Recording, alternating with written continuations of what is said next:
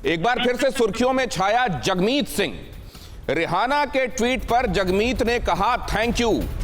खालिस्तानी और पाकिस्तानी समर्थक है जगमीत। अमेरिका में भारत विरोधी आंदोलन करता रहा है। धारा 370 हटाने पर भी जगमीत ने उठाई थी आवाज। धारा 370 हो, ऐसा कोई मुद्दा हो जिसमें पाकिस्तान की तरफ से साइड लेना हो या फिर खालिस्तान का मसला, जगमीत हमेशा से मुखर रहा है।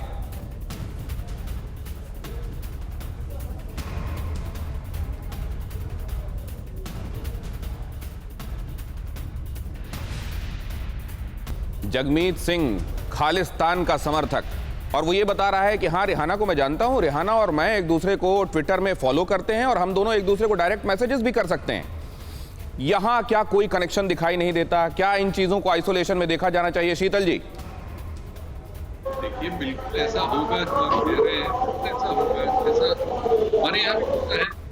आप अगर कोई चीज प्लान करते हैं और उसको एग्जीक्यूट करना चाहते हैं और आप देश के बारे में ऐसी राय रखते हैं जो देश नहीं समझता कि ठीक है, देश उसको आतंकवादी और दूसरे खानों में देखता है, जो ठीक देखता है, कोई भी देश जब तक उसकी सीमाएं हैं ऐसे देखेगा। तो ऐसे लोग हैं दुनिया में जो किसी भी आंदोलन में अपने लिए अपना रास्ता या हस्तक्षेप तलाशते हैं। और दीप सिद्धू ने तलाशा, कोई और तलाश रहा होगा, बिल्कुल ऐसा कर रहा होगा। लेकिन फिर मैं वहीं आता हूं, इसके लिए अगर हम इस पूरे कार्यक्रम के जरिए उन किसानों का जो 70 दिन से 72 दिन से ठिठुर रहे हैं जाड़े में अपनी मांग को लेके, अगर उनको खारिज करना चाहते हैं तो ये गलत बात। ये नहीं कर रहे हैं शीतल जी, ये किसी लड़ाई। ये जरा सुधांशु जी से जवाब ले ले। सुधांशु जी, जब ये कहा जाता है लाल किले का मसला आता है या इस तरह के मसले आते हैं और कहा जाता है कि क्या आप उनको राइट ऑफ करना चाहते हैं जो ठंड में ठिठुर रहे हैं, अपनी बात कहना चाहते हैं? मैं पूछना चाहता हूं, जब कांग्रेस की सरकार थी तो इन्होंने कहा था 2/3 लोगों के पास 2 जून का खाना नहीं है। आज भी हमारी सरकार 80 करोड़ लोगों को नवंबर दिसंबर के महीने तक दिया हमने कोविड काल में।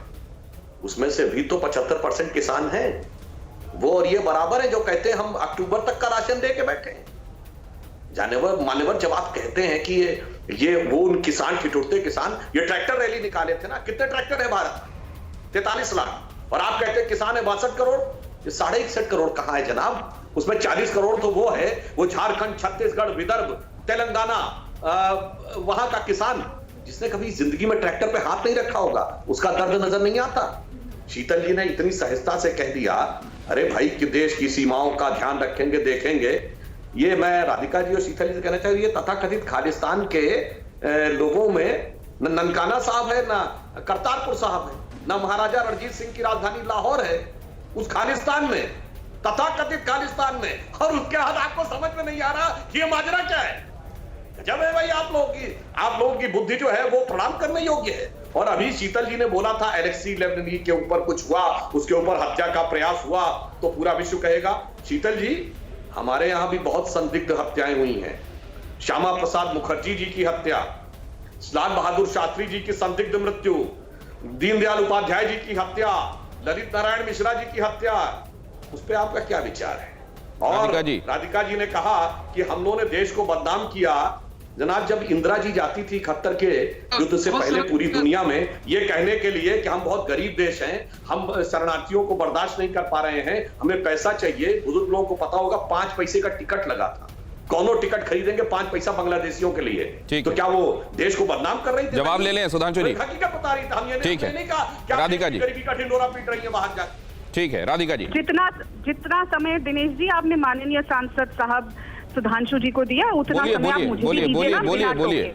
सुधांशु जी, आपने इमरजेंसी की बात करी तो साथ साथ ये भी बता देते, जो कल स्टडी और कल सारे आंकड़े आए हैं सामने कि पिछले 1 दशक में जो 96% सेडिशन केसेस भारतीयों पे हुए हैं, जो भारतीयों पे सेडिशन केसेस लगे हैं 405 भारतीयों में, उसमें से 96% केसेस ऐसे हैं जो आपकी सरकार 2014 में आने के बाद हुए हैं। और वो किस लिए लगे हैं? क्योंकि लोगों ने सरकार से सवाल पूछे कि आपने ऐसा क्यों किया। क्या सवाल पूछना राजद्रोह है? क्या सवाल पूछना देशद्रोह है? और आप क्या बात करते हैं बार बार, हम देश के लिए ये कर रहे हैं, हम वो कर रहे हैं। अरे मोदी जी ने तो देश के तिरंगे पे साइन करके बाराक ओबामा को देने के लिए गिफ्ट रखा था। देश के तिरंगे का अपमान करने वाले हमें सिखा रहे हैं और पाठ पढ़ा रहे हैं कि हम कहाँ जाके देश के बारे में अपमान कर रहे हैं और क्या नहीं कर रहे। अरे हमारी सरकारों ने, हमारे लीडरों ने शहादत देखी है, और आतंकवादी क्या है और आतंकवाद क्या है, और हमारे से ज्यादा, कांग्रेस पार्टी से ज्यादा इस भारत के इतिहास में और कोई नहीं जानता। हमने पूरी अपने लीडर, अपने कांग्रेस वर्कर खोए हैं, चाहे अभी हाल ही में छत्तीसगढ़ वाला किस्सा हो,